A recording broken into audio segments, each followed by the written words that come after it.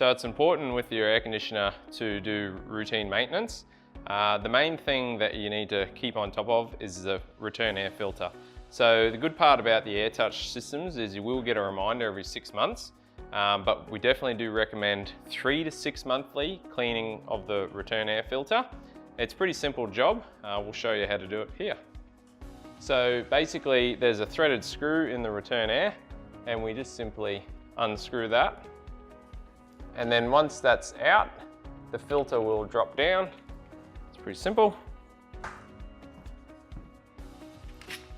And then basically the filter comes out. So once the filter's out, pretty easy job to do. Just take it outside to the garden hose, give it a wash out. Depending on how dirty it is, you'll either see lots of dirt come out or not too much.